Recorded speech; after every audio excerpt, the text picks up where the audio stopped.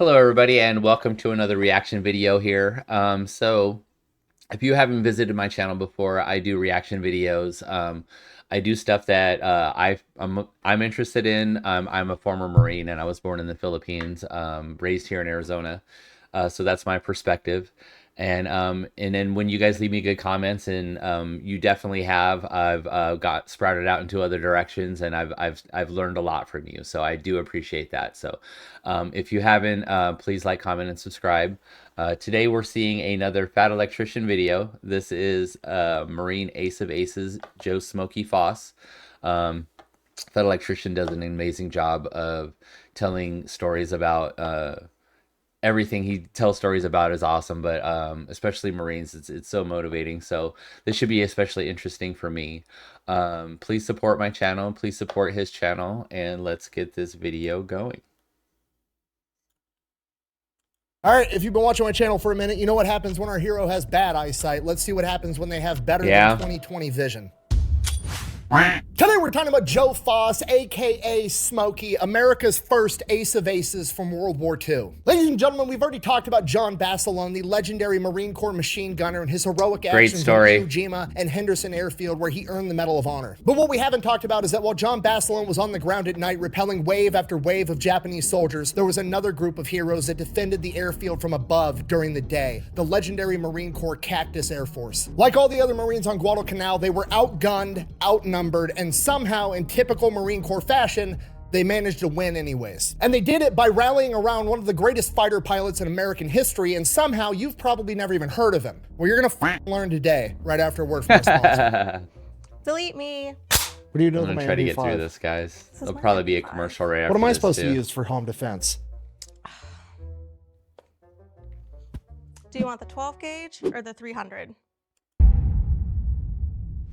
All right, our story begins on April 17th, 1915, when Mary and Frank Foss give birth to their first son, Joe Foss, in Sioux Falls, South Dakota. Growing up, Joe had a younger brother and sister, and they grew up on a 120-acre farm inside of an old farmhouse that had no electricity, no running water, and he was dirt poor pretty much the entire time. But it was the Midwest in the early 1900s, so everybody else was dirt poor too, so he never really noticed. Growing up, Joe... How come most of our heroes are not privileged?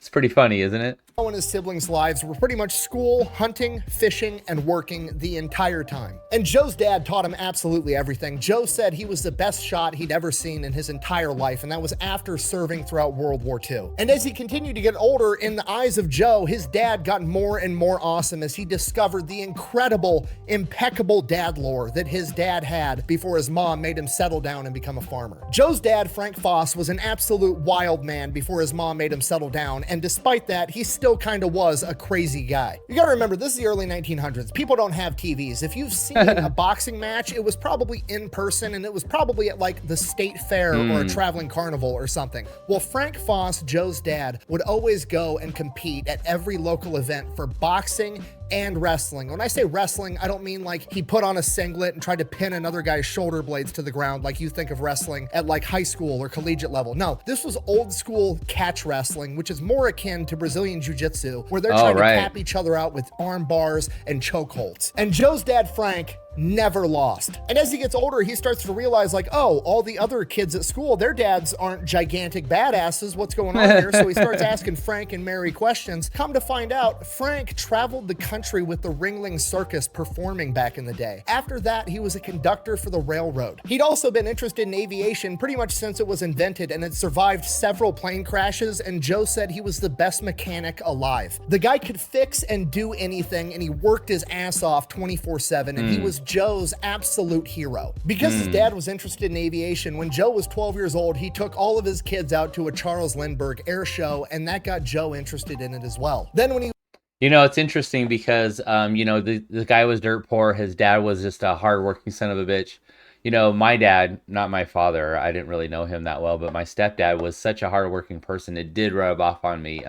Let me know if you had that kind of influence in your world, because it helped me a lot, man. Like, I don't have like the, you know, the most relaxing personal life, but definitely hardworking is something I'm akin to for sure. He was 16, Dad had saved up enough money for him and Joe to go up in a plane with legendary South Dakota pilot Clyde Ice, and that sealed the deal. Joe wanted to be a pilot. Several years after that, in 1933, Joe is 18 years old, and there is an enormous thunderstorm. The rain is coming down so heavy that you can't even see your hand in front of your face. Joe's dad, Frank, gets caught out in this storm, and he's driving along in his car, just trying to make it home, probably driving pretty safe, and for some reason, his car just stalls out. What Frank doesn't know is the car stalled out because he drove through a puddle, and inside of that puddle is a downed power line. So when he opens the door, grabs his flashlight and steps out to investigate and try to fix his car because he's an incredible mechanic, he's electrocuted and killed almost immediately. What are the At 18 chances? years old, Joe Foss has just lost his dad, his best friend, and his hero all at once. Crazy. Despite that, he does exactly what he thinks his dad would have done. He becomes a man of the house. He starts running the farm. He works 2 jobs and somehow manages to still finish and graduate high school his senior year. Despite managing all of this, basically taking over his dad's entire life, he still is aspiring to be a pilot, so he tries to go to college. He gets accepted, but he makes it through the first semester and he can't manage it. He can't make enough money, help raise his family, and do college all at the same time. So he's forced to drop out, and the dude just goes to work. Every moment he's not sleeping, he is working his ass off. By 1936, 3 years after his dad passed away, he had made enough money to pay off his family farm. And by that point, his younger brother was old enough to at least manage the farm by himself to the point of breaking even without the mortgage hanging over his head. So he turns the entire farm over to his brother and his mother, and he goes off to college. And this kind of sets the tone for the rest of Joe's life. He is the old guy right out of the gate. He's a 21-year-old freshman in college. All the other kids are 17, 18 years old. And here's Joe, 21-year-old man, already been through the ringer in life. But here he is. So he makes the best of it. He tries to, follow in his dad's footsteps. He gets involved in boxing. He plays football. He's not super great at either one, but he does pretty well. While he's doing that, he's working at the college as a janitor to pay off his tuition, and he's taking all of his extra money and spending that on flying lessons so he can learn to become a pilot.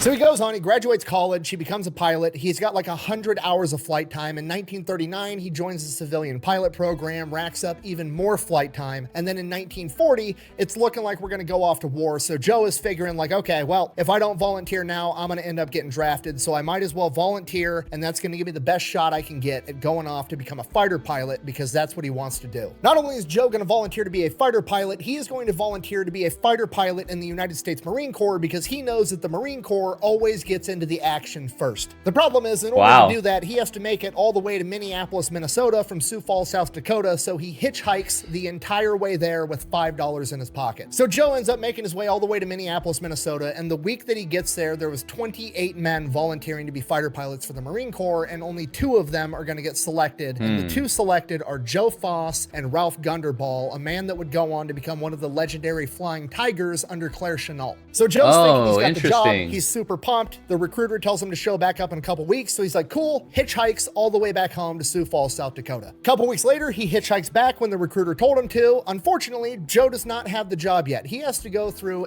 elimination training, which is they've basically taken the 16 best candidates and they're going to put them through the ringer and only select the top 8. But Joe, with 100 hours of flight time under his belt, nails it and he gets the job. So now Joe's got the job, but he's got to go to Pensacola, Florida to go through flight training for the United States Marine Corps Aviation Program, and they're not going to send him there, so he hitchhikes from Minneapolis all the way to Pensacola, Florida. Unbelievable. Once he gets to flight school, he plays dumb. Like, he's already got a target on his back because he's the old guy. They're looking to eliminate him right out of the gate. What he doesn't want to do is tell the instructors, like, hey, I've got over 100 hours of flight time. I know what I'm doing, because then it's going to turn into the whole, like, oh, no, you think you know what you're doing. You don't actually know what you're doing. You need to learn everything from me the way I do it the right way. So he just plays dumb the entire time. Like the officers are training him. They're like, this is a rudder. That's a propeller. He's like, ooh, yeah, wow, I'm learning so much the entire time. Regardless, he crushes the entire flight program, ends up graduating. After graduating, Joe's allowed to request any type of service that he wants, so he requests to be a fighter pilot and is immediately denied because he's apparently too old, being like 25, 26 years old at this point in time. I'm old,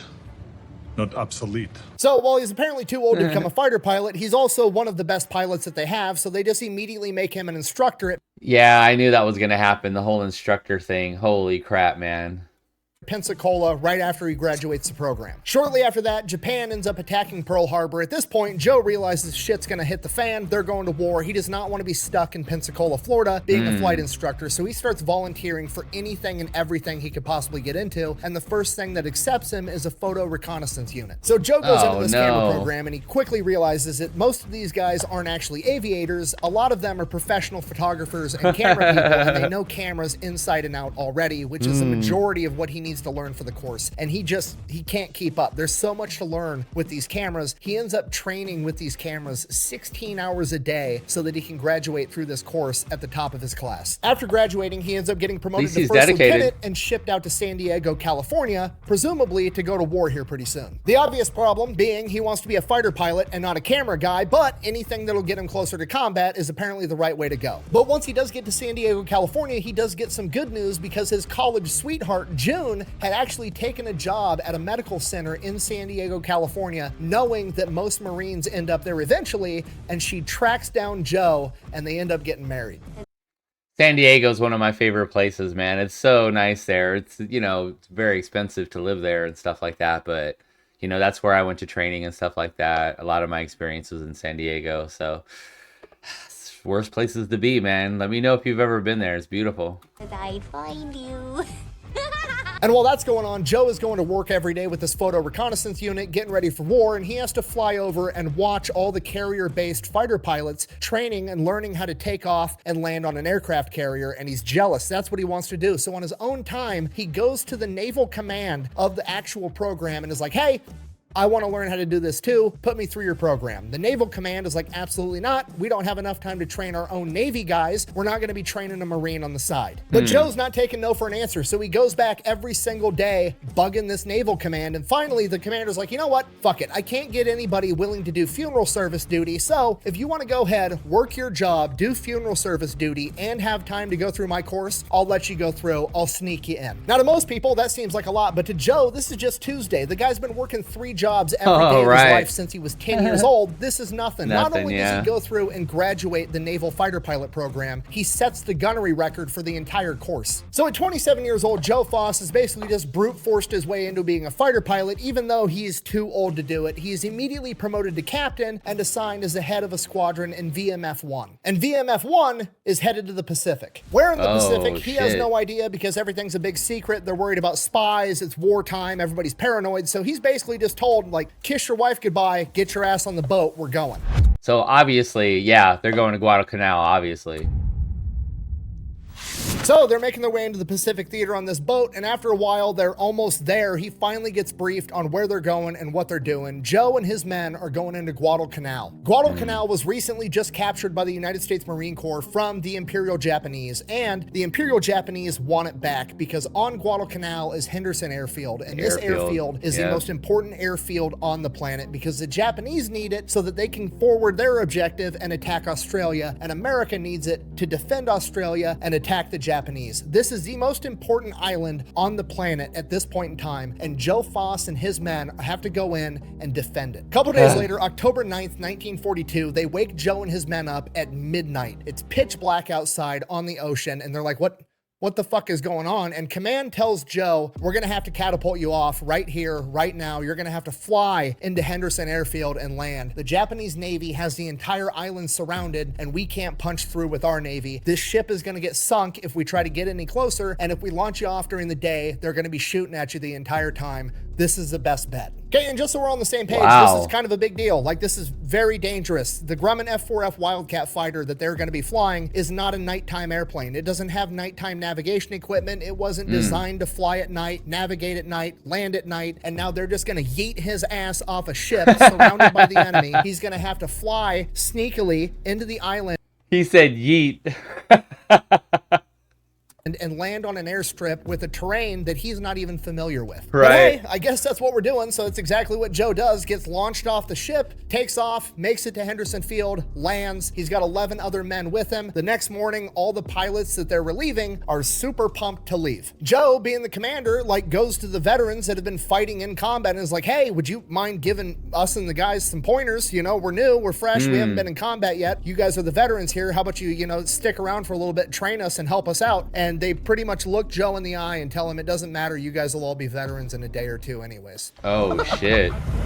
And they're absolutely right, because Guadalcanal in October of 1942 was absolute hell on earth. Every single night, the Japanese are coming out of the jungle, launching just wave after wave of attacks. They're hitting the bases with naval gunfire. And then during the day, they're sending massive fleets of fighters and bombers to strafe and bomb the airfield 24/7, all day, every day. It is a fight. And the first There was several battles that they drilled into us in training in the Marines, and Guadalcanal was one of them. It's like there was just several questions on our exams that was always there, and Guadalcanal was always one of them.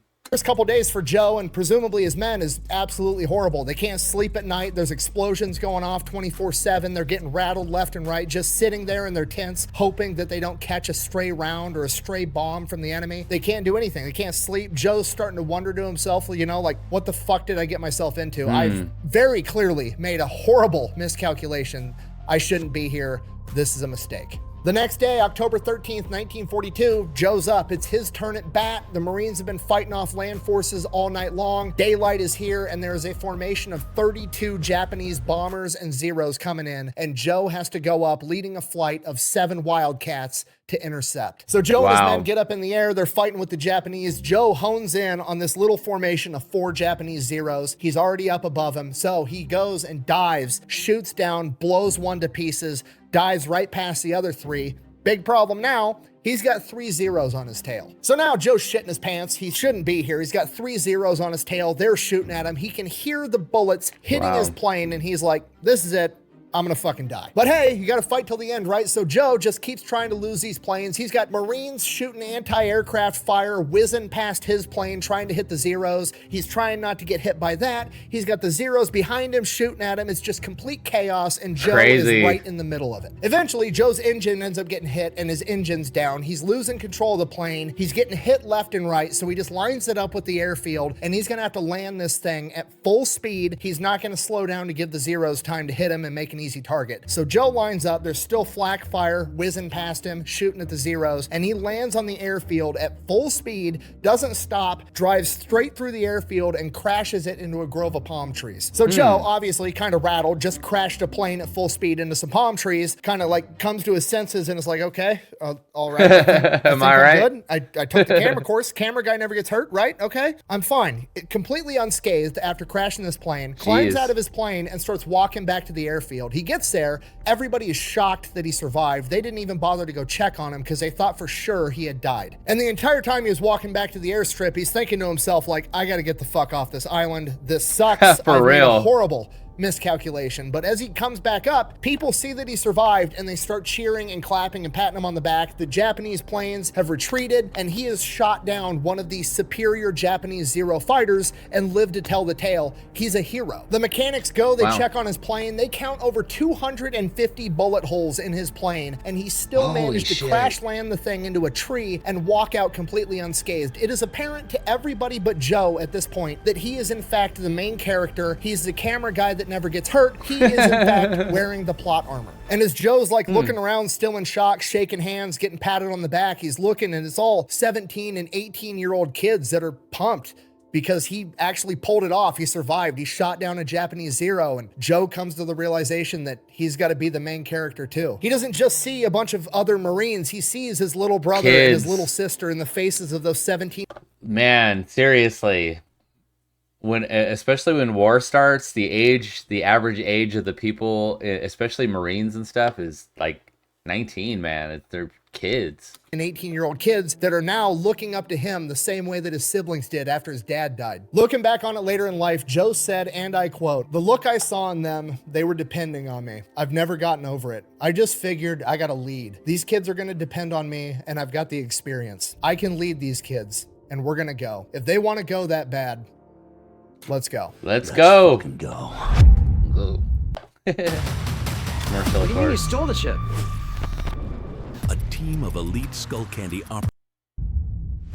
And with that, it's no longer Joe Foss's goal to simply survive and make it off this island. It is now his goal to fucking win. If he could be the man of the house at 18, he's going to be the man of the sky over Henderson Field at 27. The next day, October 14th, Japanese show up again. So does Joe, shoots down another zero, crash lands his plane again. 3 days later, October 18th, Japanese show up again. Joe shows up again too. This time he shoots down 2 zeros and a bomber, becoming an ace in his first 9 days on Guadalcanal. But it's not just Joe doing it all alone. All the other Wildcats that Joe is leading into combat adopt the nickname Foss's Flying Circus, and they are fucking up the Japanese planes. 2 days later, October 20th, Joe goes up, shoots down another 2 zeros. 3 days after that, October 23rd, he goes up and shoots down 4 zeros in a single run. And now, after a whopping 2 weeks on the island, Joe's really starting to get his feet underneath him. He knows what he needs to be doing. The Wildcats have 6 50 caliber machine guns on the front, but the problem is you run out of ammunition too quick, and Joe is a hyper-aggressive, super accurate gunner. He likes to get right on top of his prey before he shoots him down, and if he has 6 guns firing all at once, he's gonna burn through his ammo too quick, and he's gonna waste too many bullets on a singular plane. So he actually goes and has the mechanics remove 2 of the 6 machine guns on his plane so that he can conserve ammo while shooting down as many planes as possible. And by this point, the Japanese are getting pissed. They have the entire island surrounded. The Marines are cut off. They shouldn't be able to keep resisting to the degree that they are, but the Marines are somehow pulling it off. Every night, Marines like John Basilone are out on the front lines, repelling waves of Japanese soldiers that are coming in from the jungle. And every day, Joe Foss and the Flying Circus and the rest of the Cactus Air Force are up overhead, out fighting and outmaneuvering the Japanese planes.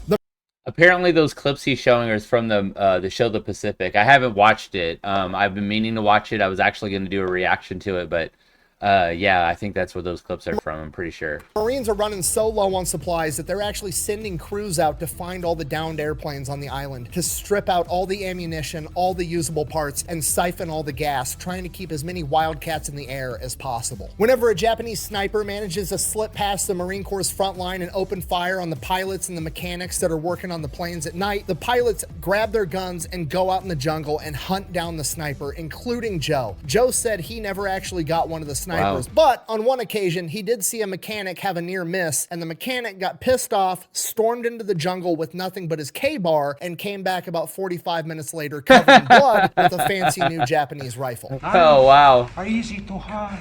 They're on jam and they never... He said, fuck it, man. I'm getting this guy. I don't give a shit. I'm not sitting here getting freaking shot at. Yeah.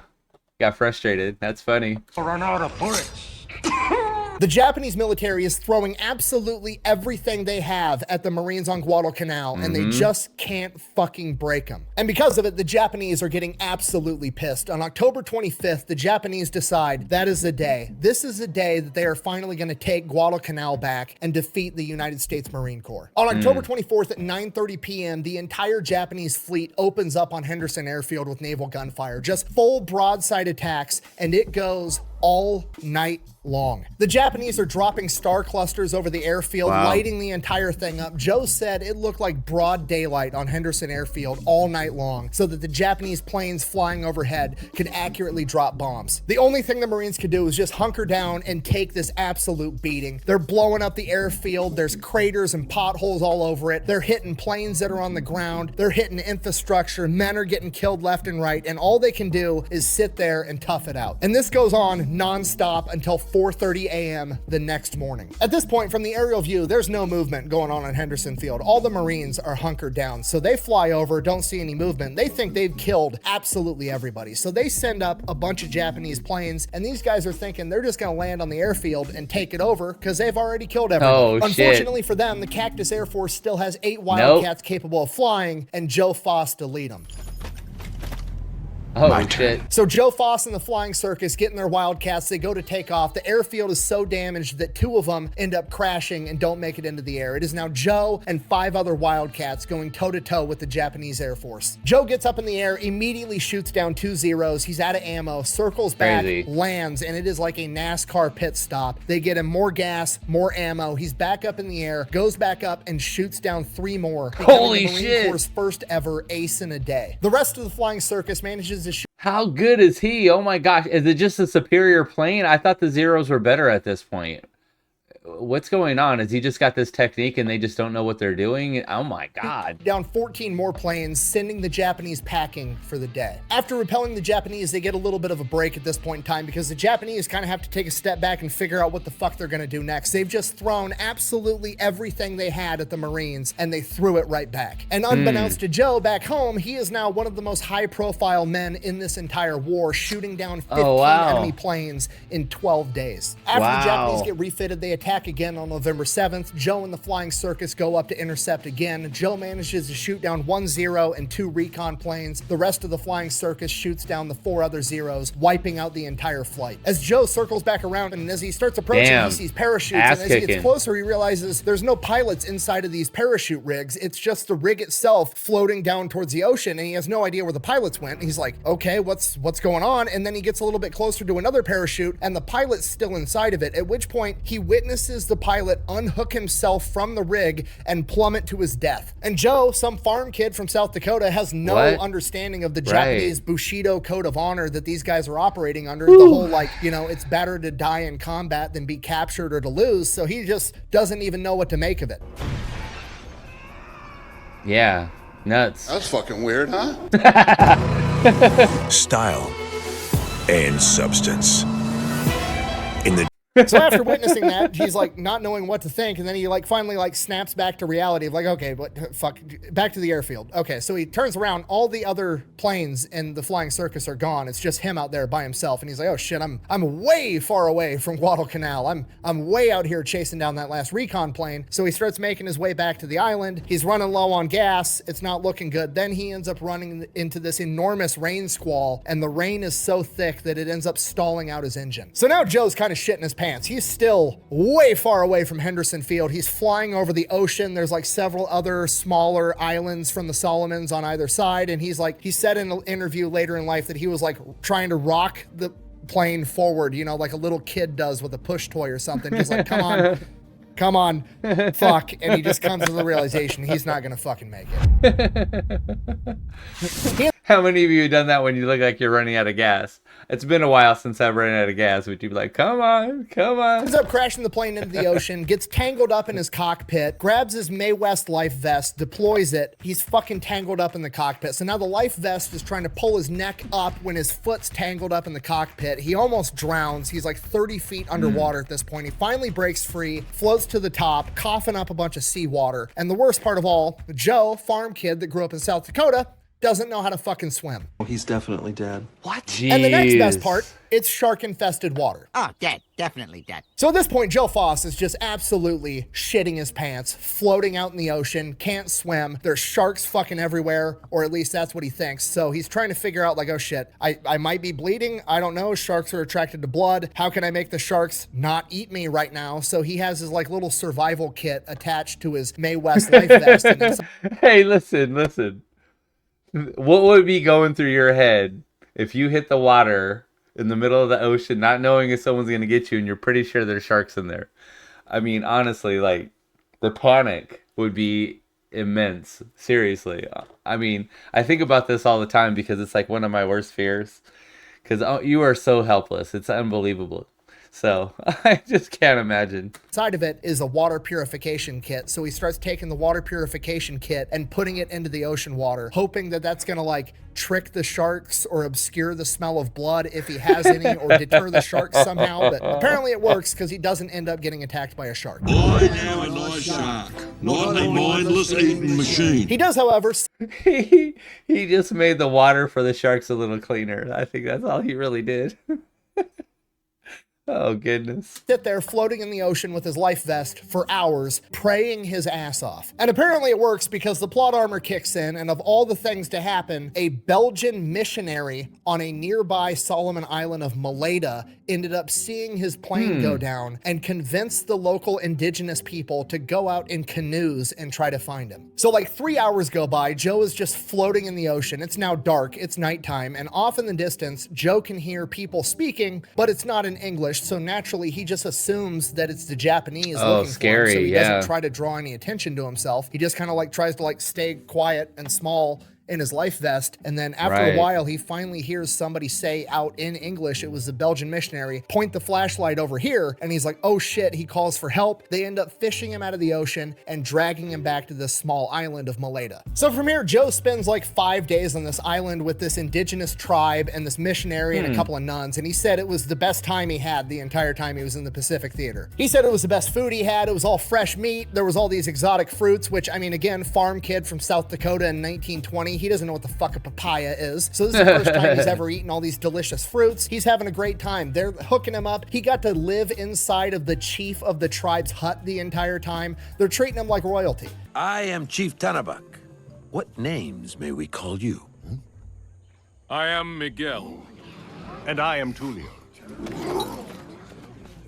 And they call us Miguel and Tulio. Eventually, the missionary and the nuns somehow end up getting word back to Henderson Airfield that they have this guy, and they send a Catalina flying boat out to Maleta, and they pick him up. So Joe shows back up to Henderson Airfield, gets right back to work. November 12th, the Japanese show up again. But this time, it's like 60 Japanese planes, and they're launching a massive attack, trying to dive bomb American ships that are sending in reinforcements and supplies to Henderson Airfield. So Foss leaps into action, swoops down, shoots down 2 torpedo bombers and a Zero, and now he's out of ammo. So now there's nothing he can do. He's got to cut, run, go get more ammo, more fuel, and leave these ships as sitting ducks. But he comes up with an idea. Rather than turning back around and running, he goes up and circles around the ships super high up in the air, acting like he's a recon plane. And in doing this, Joe manages to trick the Japanese into thinking that he's a scout for a much larger American formation, and that this entire thing is a setup. These boats How smart is that? Honestly, that's smart as hell. Don't actually have reinforcements on them, and it's all bait trying to get the Japanese to send their whole air force out so that an even bigger American formation can come out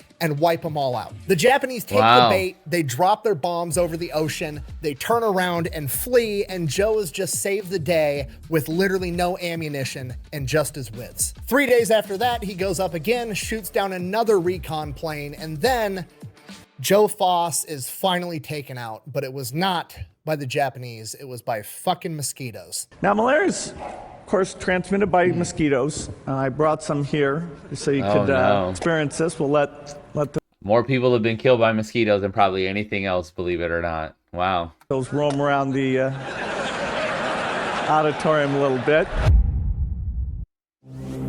Certainty starts here with the original equipment parts from GM Genuine Parts and Joe ends up getting malaria. He's hospitalized for like a month. At this point, Joe could just go home and sell war bonds. Like, he's a war hero. He's one of the best aces America has at this point in time, but that's not how Joe gets down. He's got to go back and be the fucking dad for Guadalcanal, and that's exactly what he does. On January 15th, he goes back into combat after kind of recovering from malaria. And when I say go back into combat, I don't mean he like got back to the island on January 15th. I mean, he showed up to the island on January 15th and then shot down 3 more Zeros. After he lands and it's confirmed that he did in fact just shoot down 3 more enemy planes, he is informed that he is immediately grounded, and within a matter of like a week or two, he is shipped off of Guadalcanal, and he has no idea why. It's not until actually making it back to the United States that he realizes that he was shipped back home because he had shot down a total of 26 enemy planes, tying the all-time American record set by Eddie Rickenbacker in World War I, and he is actually America's first ace of aces in World War II. And he had no idea. He had no clue that back home for weeks and months he had been on the cover of newspapers and magazines being hailed as one of America's greatest fighter pilots. He didn't know, and honestly, he didn't care. He didn't care who shot down the planes or who got credit for shooting down the planes. He was just trying to keep everybody alive and get everybody through this living hell on Guadalcanal. In the 3 months that Joe Foss and the Flying Circus were on Guadalcanal, his flight of 7 Wildcats is credited with downing 72 enemy aircraft, 26 of which came directly from Joe himself. And in doing so, he has apparently become too valuable to the overall war effort, so they've drug him back to the United States to parade him around to try to sell more war bonds to raise money for the war. And just like every other hero I covered that they do this to, he hated every minute of it and would have much rather been back in combat with his men. So in May of 1943, he is awarded the Medal of Honor and then sent on his war bonds tour. But there is a little bit of a silver lining, because while he's getting paraded around the United States and going on radio shows, he did get to hang out with his wife June the entire time, and she is now pregnant, and they are going going to have their first kid. Sweet. Unfortunately, after a year of getting paraded around the country, he is deemed expendable yet again, and he is being sent back into combat before his first child is born. Wow. February 1944, Joe is put in command of VMF 115, and they are headed off back to the Pacific. And this time, instead of flying Wildcats, he is going to be flying Corsairs. Now, when Joe went into the Pacific the first time on Guadalcanal, this was like the turning point of the Pacific theater for World War II. Up until then, the United States military had been getting their asses kicked, and they managed to hold on to Guadalcanal, and that was kind of the turning point. And the entire time that he's been out of combat, it has just been an onslaught of America kicking ass. And by this point in the war, the Japanese are on their heels. They don't have many planes and many good pilots left. So a lot of what they're going to be doing is search and destroy missions of hitting ground targets. And because of that, Joe is never presented with another opportunity to shoot down another plane to break Eddie Rickenbacker's all-time record. He is merely going to be the man that ties it. That record is not going to be broken until later in 1944 by the legendary Dick Bong, America's ace of aces. But again, Joe doesn't really care because he never cared about the record in the first place. He was just trying to get his guys through it. That being said, I've already done an entire video covering Dick Bong, and the dichotomy between these two pilots is absolutely hilarious. You've got Dick Bong, basically the prodigy of a pilot. He just goes up there, out-finesses, out-maneuvers, and outclasses enemy pilots left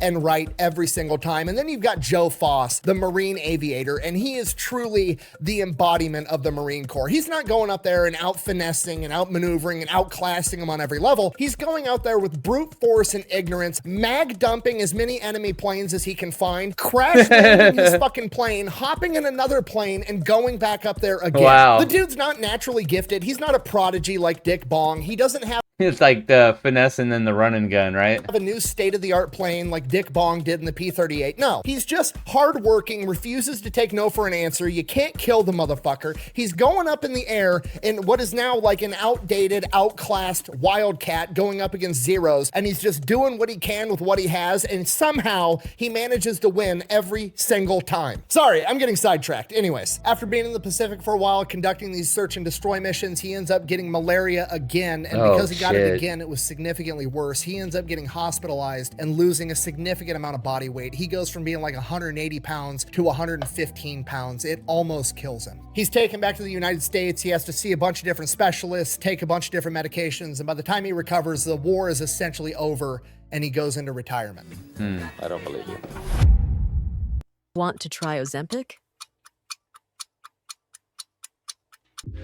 So this And from here, Joe Foss decides to go on what I can only describe as the world's greatest saga of side quests, maybe ever. So he gets done doing all the military stuff, gets back home to South Dakota, pulls together whatever money he has, links up with one of his other pilot buddies from World War II. They pool their money together, they buy a trailer. This guy's family lives on one half, Joe and his wife and his daughter live on the other half, and him and his buddy just go hunting for an entire year straight. During this time, he ends up having another daughter, and after a year of hunting, he gets that out of his system, and then his family starts having health problems. June, his wife, is having diabetic-related issues, and his first daughter, Cheryl, is diagnosed with cerebral palsy. So at this point, shit's kind of hitting the fan back at home. He realizes, okay, time to put the daddy pants back on and get to work, and that's exactly what he does. So Joe Foss and his war buddy that he's been living with and hunting with for the past year, who was also a pilot in World War II by the name of Duke Corning, they end up starting a crop dust spraying business together, Foss Spraying, and it becomes outrageously successful. So successful that they end up buying the local Studebaker franchise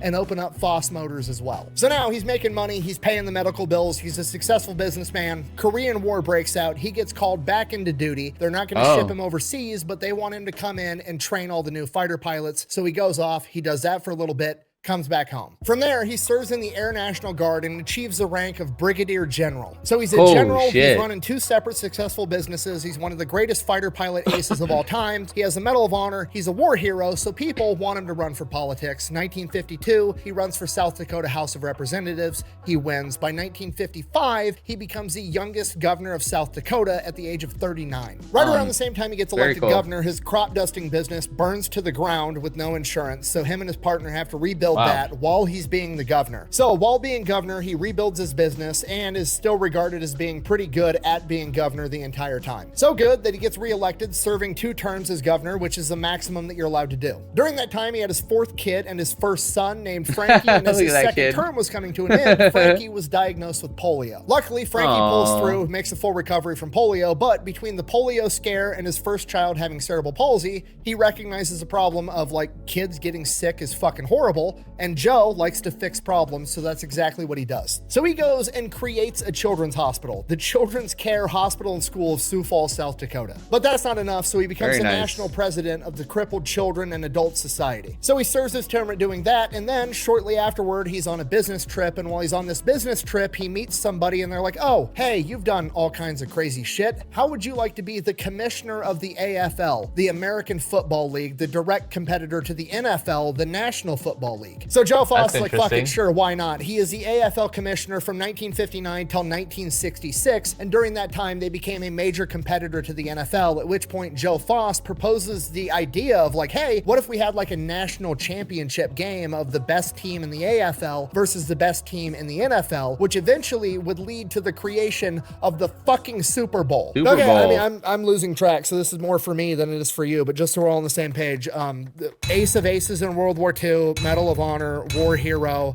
successful business owner, governor, founded a children's hospital, served in a national children's organization, created the motherfucking Super Bowl, and he's still not done. Then, because he's like super into hunting and outdoor stuff, he ends up getting his own TV show that becomes outrageously popular, The American Sportsman, that he hosts from 1967 till 1974. And then he goes on to be the president of the NRA, the National Rifle Association, during the 1980s, and then he finally retires and gets to live happily ever after. But before he would Hey, I was in the NRA in the 80s, so that's crazy. Pass away, he would make headlines one last time in 2002 at the age of 87 years old. In 2002, 87-year-old Joe Foss, war hero, governor, philanthropist, businessman, TV show host, NFL Super Bowl creator Joe Foss was boarding a plane to go from Sioux Falls, South Dakota to Arlington, Virginia. Don't know why. If I had to make my bet, in the twilight of his life, maybe he was going to a particular cemetery that's kind of famous to see a lot of his dead buddies at the end of his life. So he boards the plane, or at least attempts to, but he gets stopped by the TSA. Why does he get stopped by the TSA? Because they think that his Medal of Honor is a fucking ninja throwing star and don't want to let him keep it. Oh my gosh, man. I hope that made the news. You stupid, stupid people. Oh my gosh. Oh my gosh. And this is in the 80s when... Let me know if you had ninja stars in the 80s. I had some. I want to shit on the TSA, but it's 2002 and 9/11 just happened. So like, I understand they're at a heightened level of everything. So I'm just going to blame it on young kids not knowing literally anything. You know, like you see the internet videos of people calling the cops because somebody thinks a $2 bill isn't real and they think it's counterfeit. And then the cops show up and the cops have never seen a $2 bill either. It's like that. Okay. So just for the record, for all the young kids in the audience, this is a fucking Medal of Honor. Okay. It's not a ninja throwing star. Regular cannon you say? No, says I. Ninja stars. Good old Joe Foss, though, after being detained for an hour and being forced to strip down to his underwear on 3 separate occasions while his Medal of Honor is being passed around like a hot potato from supervisor to supervisor. Hold on, so this was in early 2000 that this happened? Wow. Thinks that an 87-year-old war hero is trying to smuggle a ninja star onto the plane, isn't upset at all, takes everything in stride, and just moves on with his life, and ultimately passes away the next year in 2003 as one of the greatest men of all time. And that, ladies and gentlemen, is the story of Smokey Joe Foss, one of the greatest fighter pilots in American history that you have now heard of. Thank you for watching. Best way to support the channel is go buy some merch over at thefatelectrician.com. Quack bang, out. There's an interview at the end. Every time I do one of these videos, I feel like such a giant bitch. Hardest thing I've ever had to deal with in life, I ruptured a pec bench pressing too much. Meanwhile, you got guys like Joe Foss just being served shit sandwich after shit sandwich after shit sandwich at every conceivable turn in life and just continues to be a complete badass the entire time.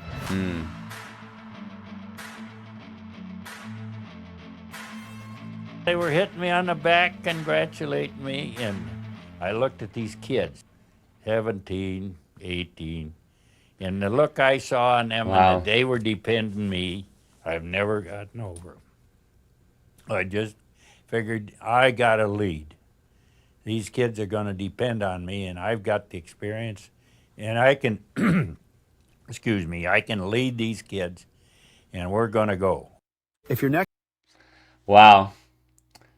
Well, what a great story, guys. Thank you so much for tuning in. Again, please like, comment, and subscribe if you haven't already. In probably sometime next week, I'll read all the comments from this from all these videos I've been doing this week. So stay tuned for that. I appreciate your time. Thank you again.